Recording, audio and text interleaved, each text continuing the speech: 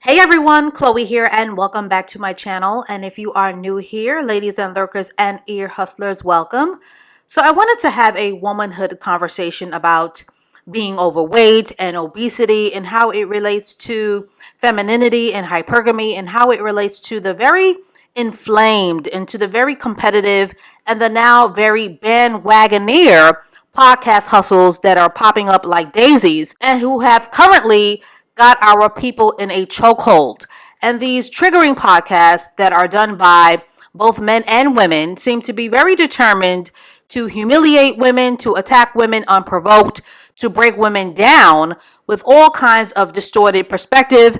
And more importantly, they seek to professionally nitpick black women to death under the guise of performative concern, all in the spirit of spreading chaos, triggering feelings, and creating platforms of humiliation, and more importantly, hitting black women below the belt and throwing black women underneath the bus for attention, likes, views, clickbait, and for a quick and easy mind rot dollar.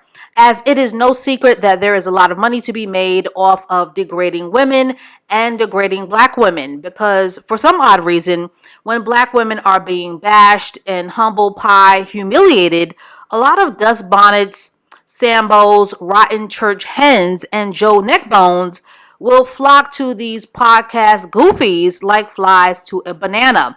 And as quiet as kept, a lot of these manosphere goblins, their own mamas be big. So a lot of them are speaking from a place of shame and projection and will say whatever it takes to keep their Zeta male customers happy. So this lowbrow hustle, ladies and lurkers, and this monetized gender warring isn't going anywhere no time soon. So in the spirit of podcasting, I wanted to talk about this viral clip. And for those of you who don't know, give this clip a listen. When the men are not financially confident, that's who they run to, the bigger girls, because most big girls are going to have good credit, have some money, and be able to help take care of them. And cook. Bigger woman says, help. Smaller woman says, oh, I have to carry that load. Oh, I got to take care of her. Bigger woman says, she going to help me. She going to put this load over her back. So because that's what she has to do to keep a man, to maintain a man. To make up for it. Yeah. So the man, again, not want to just sacrifice, step up, be by yourself for some time, get your money right. I'll just go get a big girl, she'll help me. It's easy. But this viral clip that shall go unnamed, that talks about overweight women being viewed as comfort women, and that talks about overweight women being perceived by men as essentially as mothers and as helpers. And in other words, talks about fat women as if they are low-hanging fruit. And at first I was going to address this very saturated echo chamber emotional violence and echo chamber hatred on my Instagram, but a post on the topic of weight and a woman's worth, and more importantly, the girl on girl crime that comes from the wounded feminine of other women cannot be summarized in an IG post.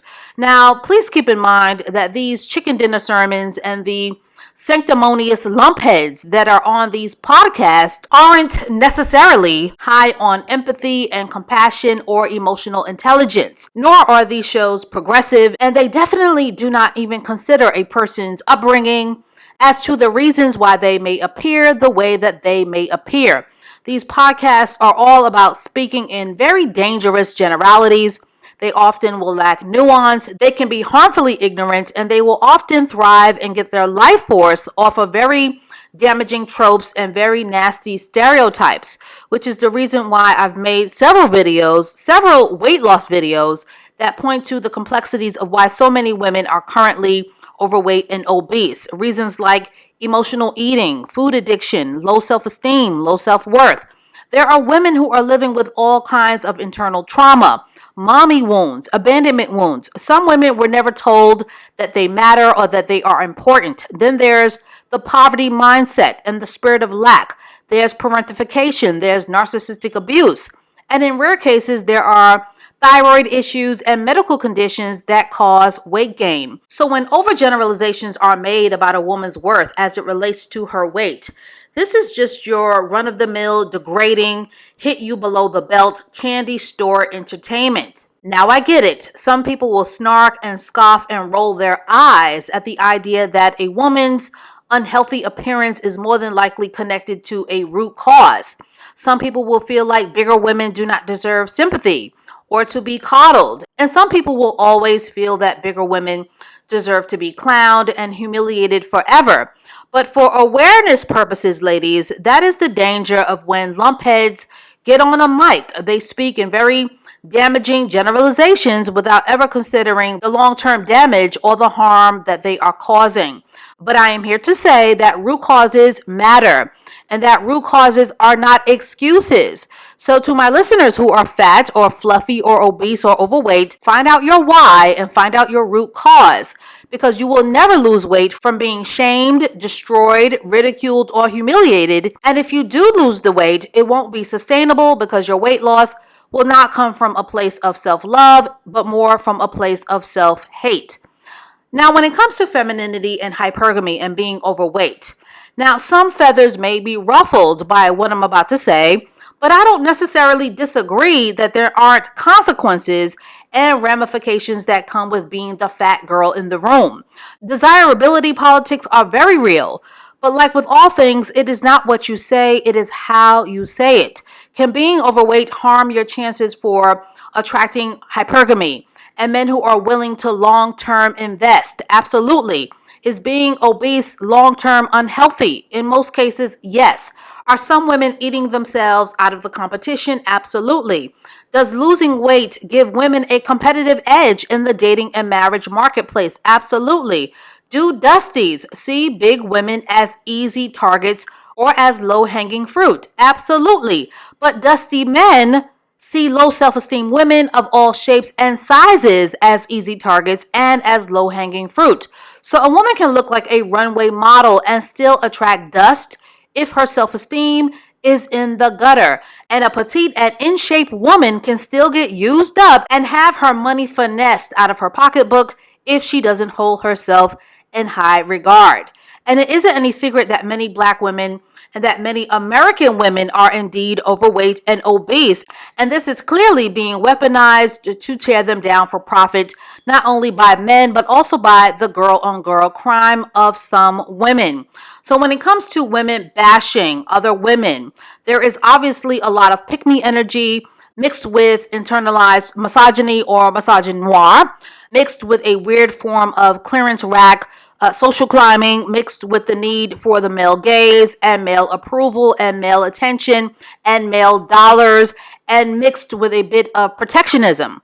But ladies, when a woman is in her wounded feminine, and I need you to listen carefully, the wounded feminine will never offer helpful or sincere solutions. She will just point out the problem. She will just criticize and bash and bash and bash and highlight all of a woman's flaws because it strokes her ego and because it high-key and low-key makes her feel superior.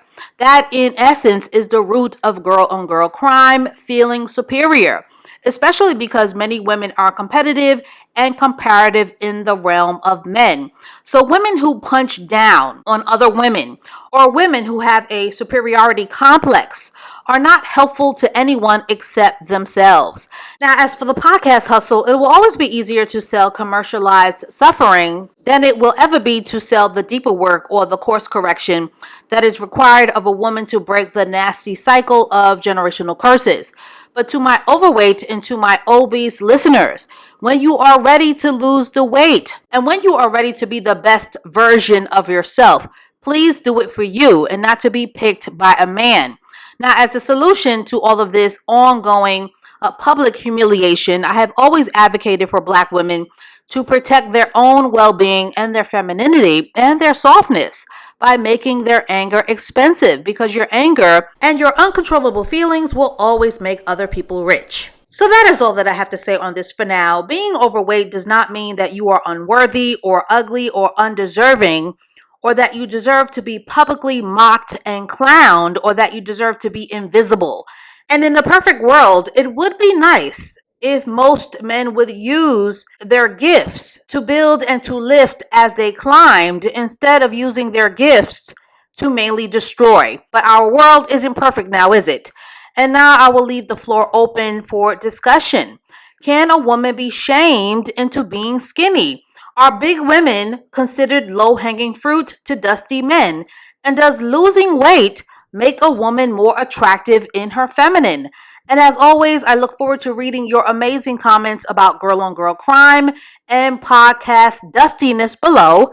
And stay tuned for more womanhood conversations to come. And I will catch up with you ladies and lurkers and ear hustlers in the next one.